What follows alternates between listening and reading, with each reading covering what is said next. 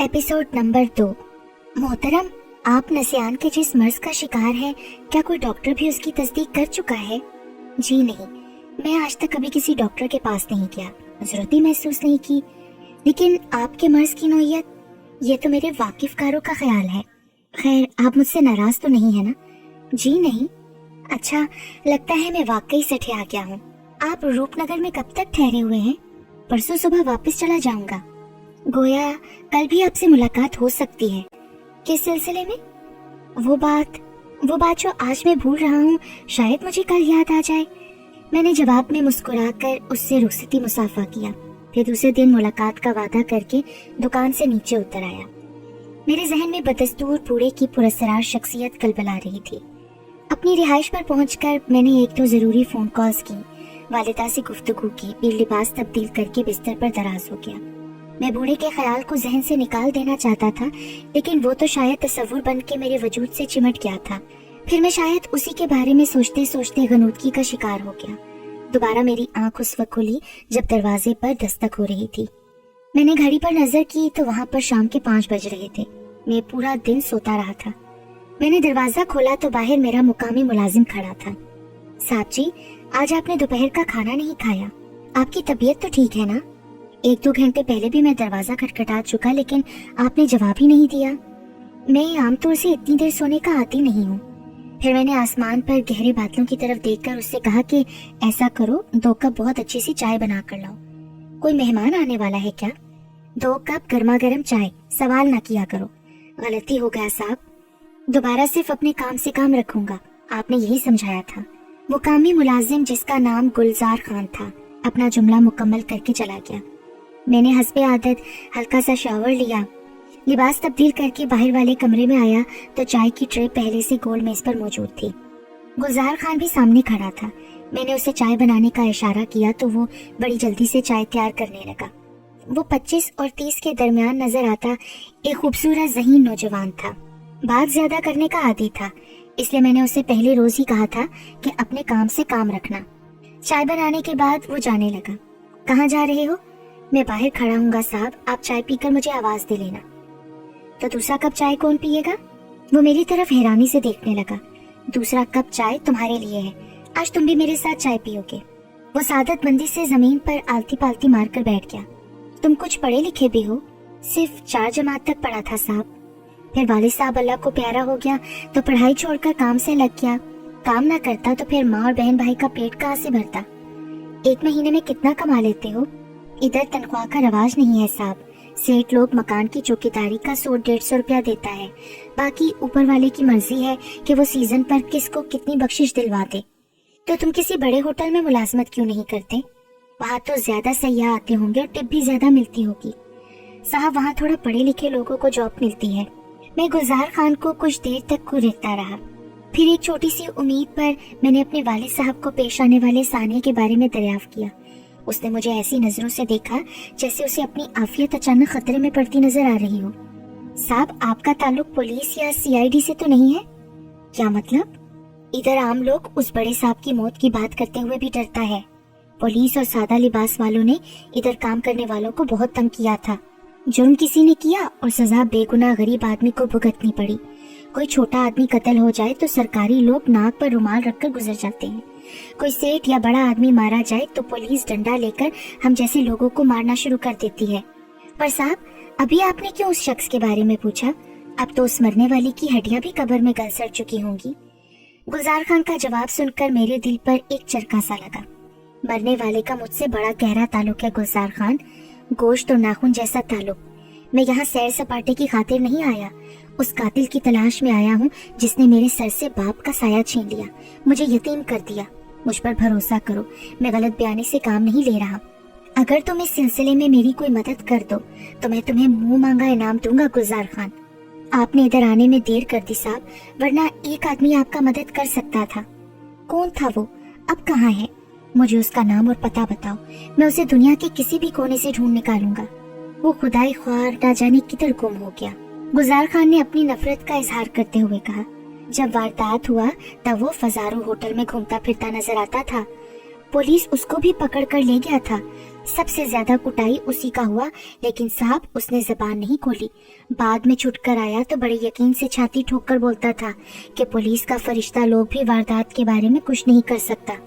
ایک بار اس نے مجھے بھی کہا تھا کہ جو کچا دھاگا مرنے والے کے پاس ملا تھا وہی اصل فساد کا جڑ تھا۔ کیا مطلب؟ میں کچے دھاگے کے حوالے پر چونکا۔ مطلب تو اوپر والا ہی جانتا ہوگا صاحب، لیکن اس بدذات نے یہی کہا تھا کہ مرنے والے کا سارا خون وہی کچا دھاگا پی گیا تھا۔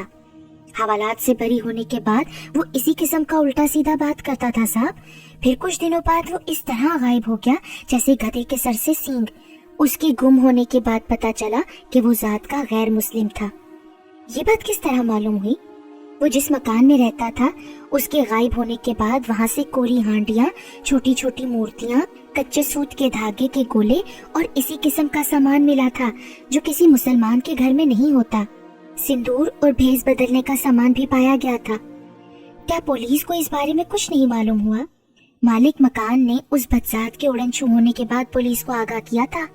تھانے کے بڑے افسروں نے بھی پورے روپ نگر کا کونا کونا جھانک ڈالا مگر اس کا کوئی نشان نہیں ملا تھا۔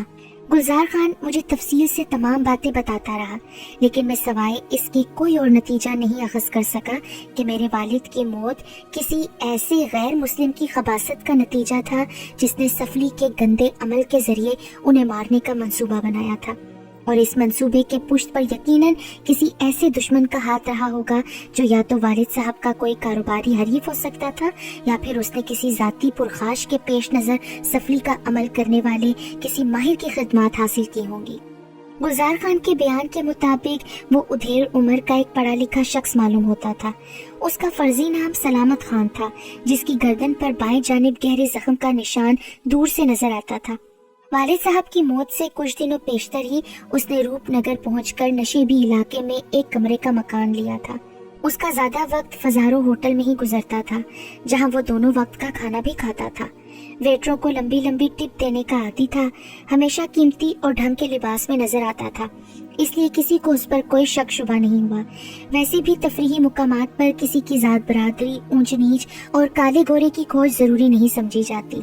بات چونکہ 1.5 سال پرانی تھی، اس لیے میں نے گلزار خان کے بتائے ہوئے مشتبہ شخص کے بارے میں کوئی چھان بین ضروری نہیں سمجھی۔ میری توجہ کا مرکز بس وہی ایک بوڑھا رہ گیا تھا جس نے میرے دل و دماغ میں ہلچل مچا رکھی تھی۔ گلزار خان کی فراہم کردہ اطلاعات میرے لیے کسی اور موقع پر کرامت ہو سکتی تھی۔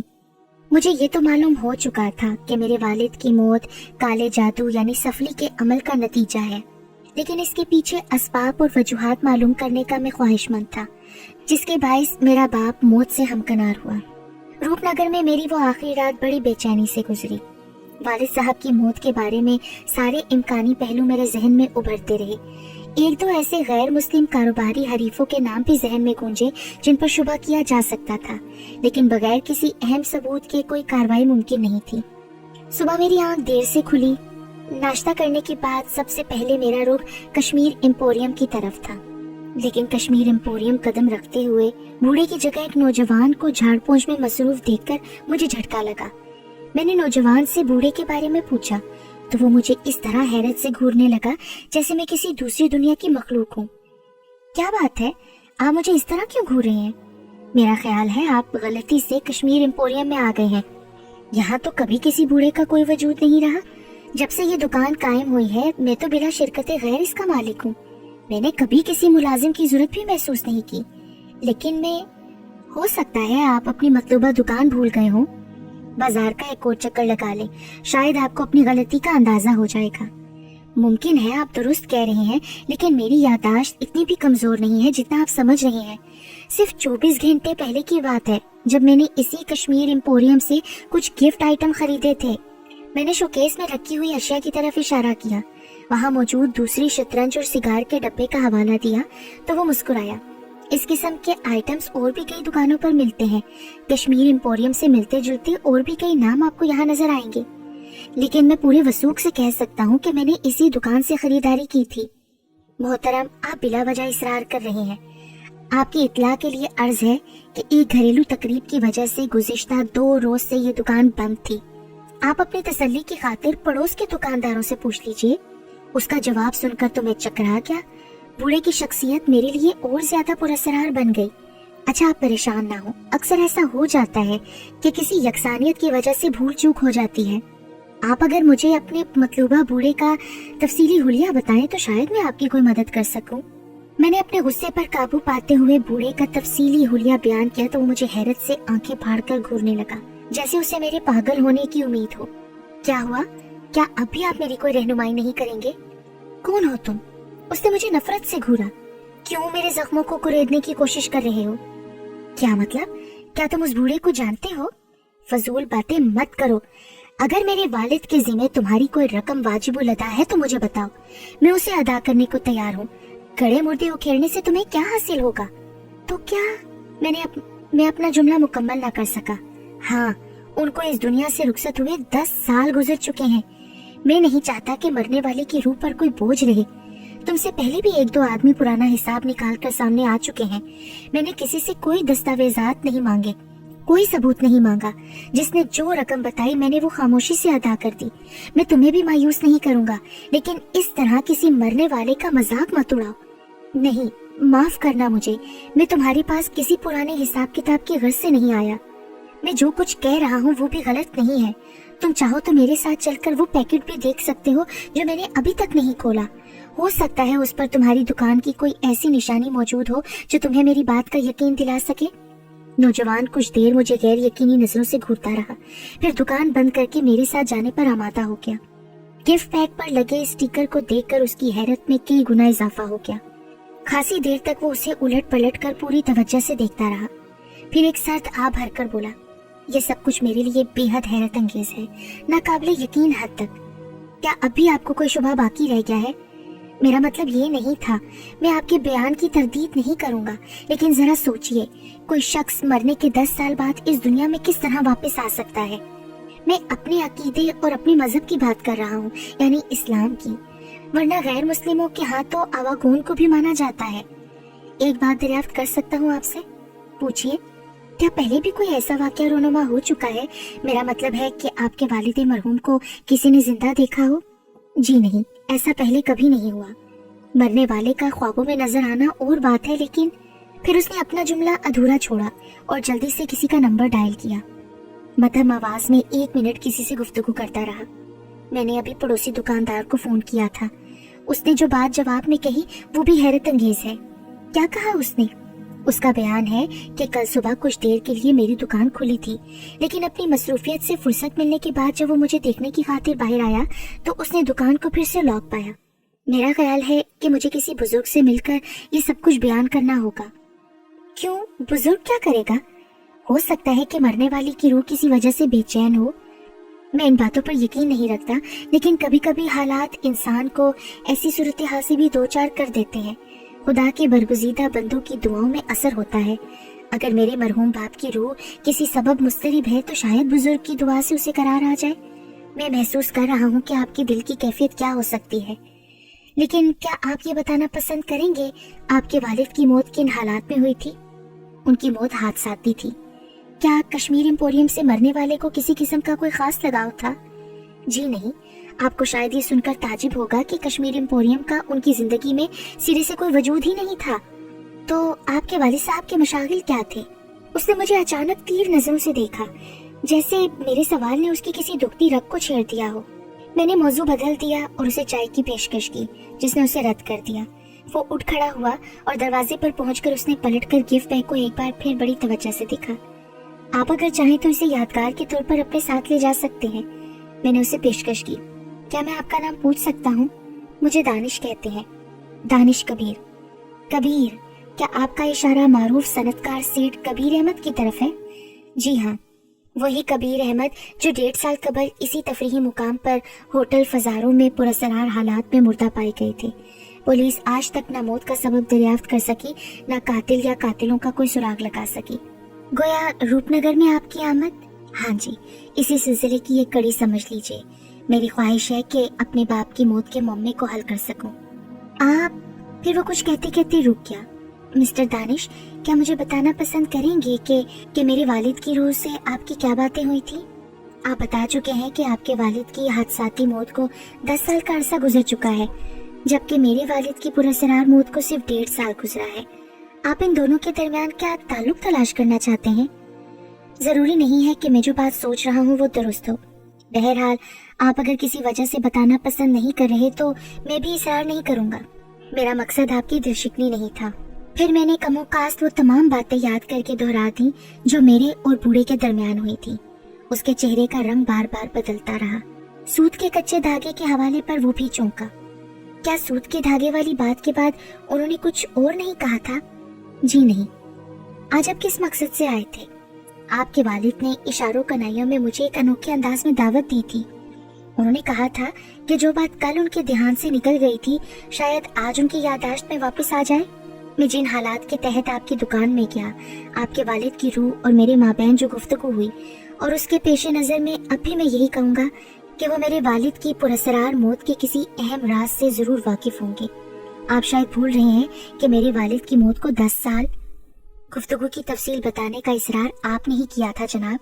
अगर आपके वालिद की रूह कच्चे सूती धागे का हवाला दे सकती है तो मौत के असबाब से भी वाकिफ हो सकती है ना? लेकिन उन्होंने एक खास मोड़ पर पहुंचकर खामोशी इख्तियार कर ली थी। इसके बारे में आप क्या कहेंगे? मुमकिन है आपके वालिद ने नसियान के मर्ज की जो बात कही थी वो दुरुस्त हो, या हो सकता है उन्होंने किसी खतरे के पेश नजर ऐसा किया हो। पर एक रूह को किसी से क्या खतरा हो सकता है? उसने दबी जुबान में कहा। लेकिन नसियान वाली बात वो नजरअंदाज कर गया। इसका जवाब तो वही रूह दे सकती है ना फिर? मैंने शाने उचकार कर कहा। चलिए मैं अब इजाजत चाहूंगा। आपसे एक दरख्वास्त है, जो बातें आपने मुझे बयान की उसका तस्करा किसी और से न कीजिएगा। वो मुझे हदायत करने लगा। कोई खास वजह? जी हाँ, मैं इस बात को पसंद नहीं करूंगा कि मेरे मरहूम वालिद के सिलसिले में मुकामी लोग कहानियां घड़ना शुरू कर दें। मेरी जगह आप होते तो शायद आप भी इसी अंदाज में सोचते जो मैं सोच रहा हूँ। इसके अलावा अगर आपकी बात लोगों के इल्म में आई तो उसका मनफी असर मेरे कारोबार पर भी पड़ेगा। क्या आप मेरा तमाशा बनाना पसंद करेंगे? मैं आपकी बातों की गहराई समझ रहा हूँ। मुतमईन रहें, मैं खुद भी किसी किस्म की तशहीर पसंद नहीं करता। और आपको मैं एक और बात भी बता दूं कि मैं तो आज शाम की फ्लाइट से वापस जा रहा हूँ। मेरे लायक कोई खिदमत हो तो मैं हाजिर हूँ। नहीं, बहुत शुक्रिया। बस आपने इतना नहीं बताया कि आपके वालिद साहब की मौत किस हादसे का नतीजा थी। मैं अब उन बातों को यकसर भुला चुका हूँ। अब उन्हें बार बार दोहराने से हासिल भी क्या होगा? उसके लबो लहजे से साफ जाहिर था कि वो मुझे कुछ और बताने से गुरेज कर रहा है। मैंने भी ज्यादा मजबूर नहीं किया, लेकिन ये बात मेरे जहन में आ गई कि वो बूढ़ा आदमी जो कि मर चुका है और उसका नौजवान बेटा दोनों किसी न किसी ऐसी बात से जरूर वाकिफ हैं जो मेरे वालिद की मौत का मौमा हल करने में मुआविन साबित हो सकती है। रूपनगर से रवानगी से पहले मैंने गुलजार खान को भी नौजवान के सिलसिले में टटोला, लेकिन वो सवाई इसके कुछ और न बता सका कि अक्सर सयाहों के साथ बहैसियत मजदूर वो कश्मीर एम्पोरियम पर गया था, मगर उस नौजवान या उसके घर वालों के बारे में उसे कोई मालूमात हासिल नहीं। मैंने रूपनगर से रुखसत होते वक्त गुलजार खान को मजीद कुछ रकम बतौर इमदाद दी और ये ऑफर भी दी कि अगर वो चाहे तो मेरे पास मुलाजमत भी कर सकता है। रूपनगर से वापसी के बाद मैं कारोबारी मसरूफियात में उलझ गया। वालिदा की तबीयत रोज बरोज बिगड़ती जा रही थी। कारोबार से जो वक्त मिलता वो मैं वालिदा की तिमारदारी और दिलजोई में सर्फ करता। मेरे अलावा घर के नौकर चाकर और खातमाएं भी उनका खास ख्याल रखती थी, लेकिन उनकी जिंदगी में जो खला पैदा हो चुका था वो पुर करना किसी के बस की बात नहीं थी। उस रोज मैं भी उनके साथ बैठा बातों में मसरूफ था जब उन्होंने बड़ी संजीदगी से कहा, दानिश बेटे, आज मैं शादी के सिलसिले में तुम्हारा हतमी फैसला सुनना चाहती हूँ।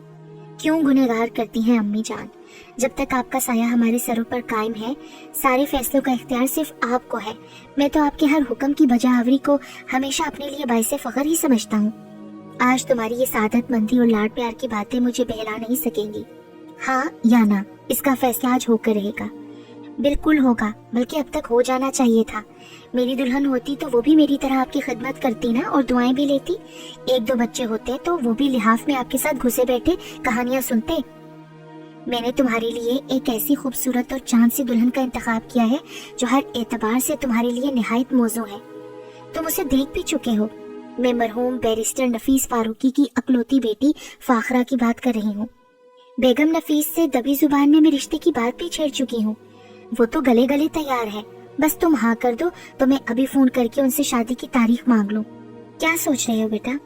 मैं तुम्हारे ऊपर अपनी मर्जी और पसंद मुसल्लत नहीं करना चाहती। अगर तुम्हें कोई और लड़की पसंद हो तो खुलकर बता दो, मुझे तुम्हारी पसंद भी मंजूर होगी। क्या सोच रहे हो बेटा? अम्मी कुछ भी नहीं, अगर आप मुझे कोई हुक्म देंगी तो मैं इनकार की जुर्रत कर सकूंगा। आपकी हर खुशी मुझे जान से ज्यादा अजीज है। सोच लो दानिश, मैं आज और अभी सारी बातें तय करना चाहती हूँ। आप इजाजत दें तो मैं आंटी का नंबर आपको खुद मिलाकर दे देता हूँ। अगर खुशकिस्मती से फाखरा ने फोन रिसीव किया तो एक दो खट्टी मीठी बातें भी कर लूंगा। वालिदा के लिए मेरा इशारा ही काफी था। उसी वक्त उन्होंने बेगम नफीस से बात की और शादी की तारीख तय कर डाली। फिर मुझे गले से लगाकर दुआएं देने लगी। मेरी शादी की तारीख जूं जूं नजदीक आती जा रही थी, घर के हंगामों में खुशगवार इजाफा होता जा रहा था। मेरी वालिदा की हालत भी बेहतर होती जा रही थी।